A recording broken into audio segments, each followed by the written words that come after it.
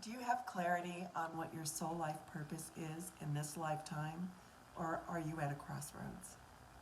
I'm Sara Bachmeier with Egyptian Numerology, and with all the people that I have worked with and my own personal life experience, there's one thing that I know for certain, and that is if you feel that you're here for a specific reason and you know that you incarnated to fulfill a special purpose, then you are. It is that simple. Everyone comes to me because they know that deep down there is more to life than cashing in the paycheck, cleaning the house, going to the grocery store, and picking up the children from school. All of these are really important, but intuitively, you know that your life has purpose. Your story is important. Your dreams count. Your voice matters, and you were born to make an impact from a young age. You knew there was magic in the air and stardust in your veins. The first 7 years of our lives are filled with prophecy, inner knowing, and unlimited potential. The problem is that as we mature, we get distracted by so many deterrents that we can seldom see the forest for the trees, meaning that we have listened to so many people about what we should be doing with our lives that our belief system can get convoluted with hundreds of messages that have us buying into counterproductive directions rather than following our path, which leads to our purpose in life. So how do we start listening to our North Star, and which path do we follow to get back on track? First of all, it's good to realize that everything happens for a reason. Everyone was born into the perfect family and tribe to teach them what they came here to learn. But we are meant to learn the lesson and then move on. But for many reasons, people hold on and they don't let go. If you're taking up space with things that don't serve you anymore, then there's no room for growth. For instance, I was raised a Catholic. Both of my parents were devout in their religion, and I went to Catholic school and I read the Bible daily until I was about 12 years old. So what happened to me at 12? I experienced the first of many life traumas and decided that the Catholic religion could no longer answer the questions that kept haunting my mind. So I opened my mind and my heart to search for answers in Eastern philosophy, astrology, numerology, lucid dreaming, and my own psychic abilities. Now I'm very grateful for the religious upbringing that I got, but when it was time to let go, I did. Between the ages of 12 to 15, we are spiritually directed toward our unique path, and if followed, it leads us to our life purpose. If we listen, our inner voice becomes clear, and the universe attracts us toward people, places, circumstances, and events that triggers our soulful journey. But this is also the time that we are influenced by what other people say, think, and do regarding occupation, money, relationships, and religion or spirituality. In Native American cultures, at around the age of puberty, an individual is sent on a vision quest. This is a sacred rite of passage that consists of a series of ceremonies led by the elders and supported by the community. The process includes a complete fast for 4 days and nights, alone in a sacred site in nature, which is chosen by the elders for this purpose.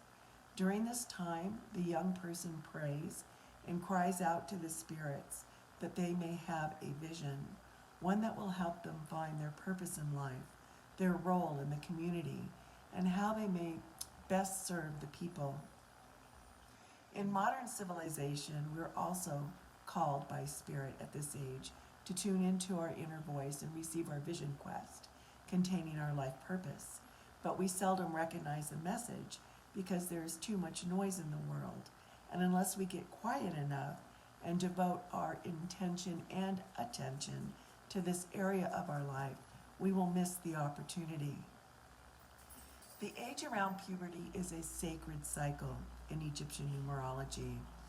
In my book, The Path of a Wounded Healer, it is called the Portal of Maturity. I speak about the importance of our lives at the age between 12 and 14 and how this auspicious age and number triggers events in our lives that alter our emotional maturity. But because we don't go on designated vision quests in our society, the universe has to bring it to us, and this occurs in ways that can be undesirable, sometimes by shaking us up with life-altering events that point the way to our soul-like purpose. Now, the problem with receiving our vision quest through the challenges that the universe brings to us is that we have to work through them in order to get the clear message. The frustration from lack of focus causes us to doubt our calling, and we continue on a path of least resistance until that inner voice summons us yet again that our purpose in life is waiting to be fulfilled. Now, nobody else can hear this voice but you. It is your calling, and it's meant for your ears only. Nobody will offer you your life purpose on a silver platter or give you the golden map. That's your job. You must find your inner voice again and again and listen. The universe simply reacts to your resonance frequency, which is your life path number, and what it represents and brings to you golden opportunities through people, places, and things. But if you don't respond, these will slip away. If we take a detour away from our destined path and purpose and get comfortable with the material world in all its glory, the universe will have to summon us once again, and this occurs during our Saturn returns. These are exciting times. Last year was about loss, the crumbling away of old systems, and a unified diversion of reality. This year, universal number 5, is about transformation, change, and freedom. How many people are still stuck in last year's drama? And how many people are moving forward to the frequency of their inner voice? Your purpose will be innovative, original, and proactive, because that is what the world needs right now.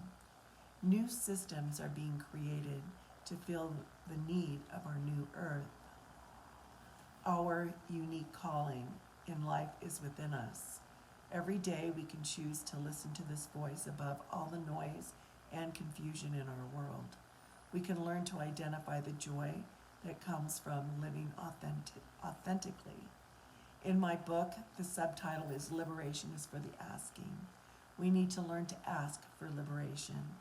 In order to be liberated, one must lose attachments to those things in life that bring us temporary pleasure but lasting discomfort, such as the illusion of control, addictions, and procrastination.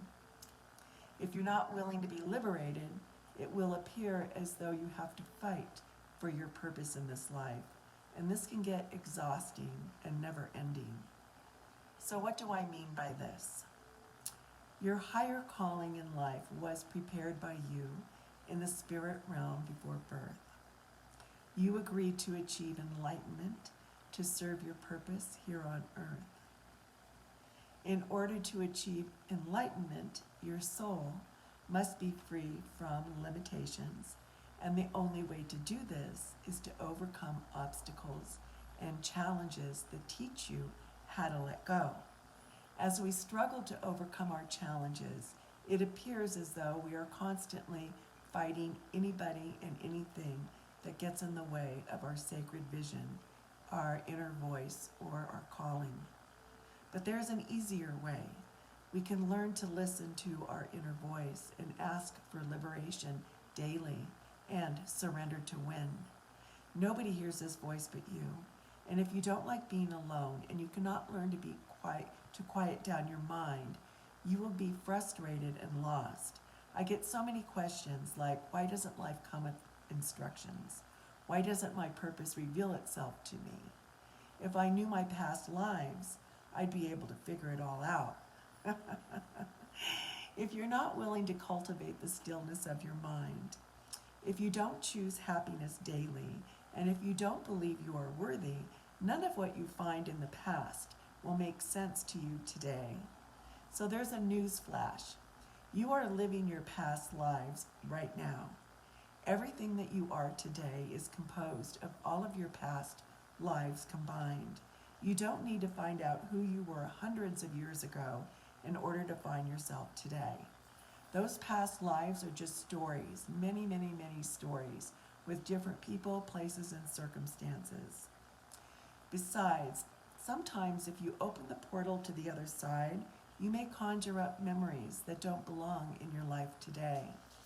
The goal is to be at peace with yourself in the present moment, and if you are so inclined, you can learn to download your Akashic records. In Egyptian numerology, we map out your soul life agreement, and all of this information was designed by you before birth. It will tell you what path you chose to take, what challenges you contracted to overcome, and what your soul life purpose is. It is a vision quest in the form of numerology. If you are feeling an urgency to know more about your life mission, and you want to make a difference in our world, you can contact me for a chart reading. You can get my information off my website at www.egyptiannumerology.org. Trust your instincts, intuition, and inner voice. Turn down the volume of the noisy world and go within. Blessings to you on your journey. Namaste.